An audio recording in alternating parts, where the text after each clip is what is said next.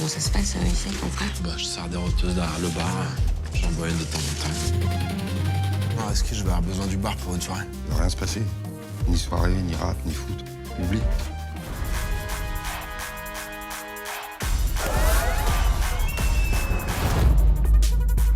Les nuits, les clubs. Pendant combien de temps tu vas me prendre pour ton tapin, hein? Un coup dur à 20 piges. Tu te relèves et encore. Ouais, tiens, attends, c'est une autre chanson. C'est des frangins, hein. Il y a juste une quinzaine d'années qui les séparent, 15-20 ans, grand maximum. Et ils font état de la façon dont les grands frères, la génération d'Areski, a été impactée par l'arrivée massive de la CAM dans les quartiers. Début, milieu des années 80, c'est aussi l'installation durable du chômage de masse. Donc toutes les calamités sont arrivées en même temps et ça a pulvérisé une génération entière. Et la génération donc de Nas qui a été témoin de ça, mais témoin avec des yeux d'enfant et qui s'est juré de ne pas ressembler et de ne pas tomber dans ces pièges et de ne pas être victime de ça, quoi. Mais ils se sont aussi mangés des murs, d'autres ailleurs, d'autres types de murs et d'autres pièges.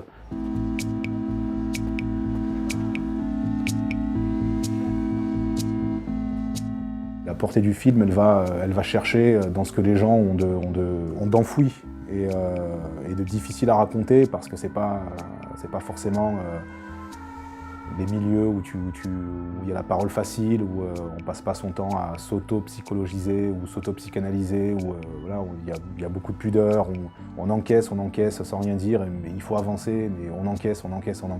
Je supporte plus que je vais pas reconduire son contrat. Tu te rends compte de ce que ça veut dire?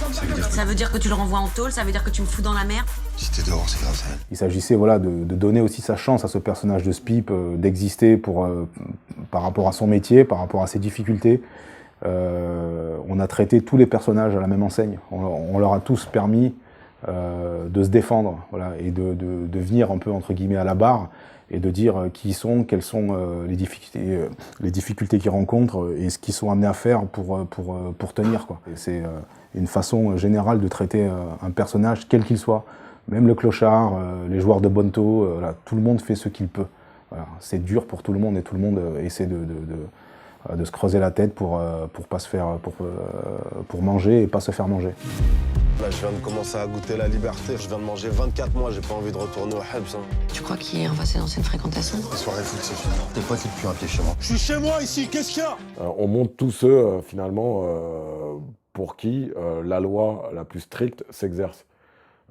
Donc, et qui payent souvent. Et qui, même quand ils veulent être, entre guillemets, dans des parcours un peu plus légaux. Et ça, quelque part, ça creuse encore plus, finalement, le fossé entre les élites politiques, culturelles, qui regardent tout ça du haut de leur balcon. Et de toute façon, ils sont souvent d'ailleurs dans le jugement. C'est devenu des espèces de bars bobo, hipsters, de bars à soupe de mes couilles, là. Tout le quartier, il est devenu comme ça, mon pote. C'est ces mecs-là qui viennent, qui m'achètent des baskets façon South Speed, tu crois quoi? Tu crois que c'est les petits jeunes de quartier qui peuvent mettre 300 € dans une paire de baskets? C'est dead, mon gars. C'est vrai. Il est à eux, le quartier. Ils achètent sur Internet maintenant, là.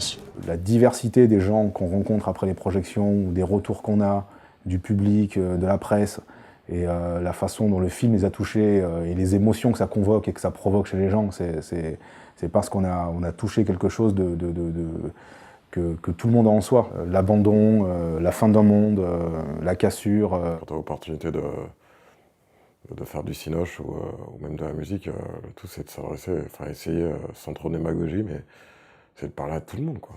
Tout le monde, parce que tout le monde a des problèmes, ça c'est vraiment le point commun, finalement, c'est la propre à chacun. Dans ces simples vies-là, il y a une vérité beaucoup plus intéressante à nos yeux que dans des trucs beaucoup plus grandiloquents ou spectaculaires. Non, c'est clair, on n'a pas changé de spectacle, hein, définitivement. Le spectacle, il n'est pas là où les autres auraient tendance à le situer, quoi. Il est plutôt dans la capacité, quelque part, à te faire tirer la larme à l'œil ou à te convoquer, genre, toi, des émotions ou bien des situations où tu te dis j'ai l'impression que quand ce personnage-là, je le connais, je l'ai déjà vu.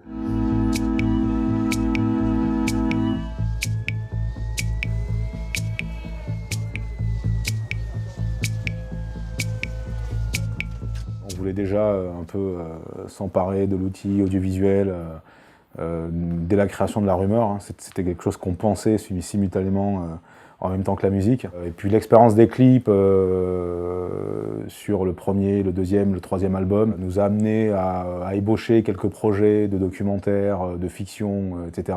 Mais rien de concluant jusque-là et jusqu'au jour où voilà, on s'est vraiment donné les moyens de nous ouvrir ce champ-là. Et donc ça a donné d'abord la fiction de l'encre pour Canal+, un court-métrage en sélection officielle à Cannes, et puis les derniers Parisiens, donc nous avons écrit, réalisé et produit. Voilà. Qu'on est plus proche d'un outil de production, au moins voilà, on est les seuls responsables dans le cas de réussite et d'échec. Vous allez tous boire la tasse dans peu de temps. Crois-moi, mon frère.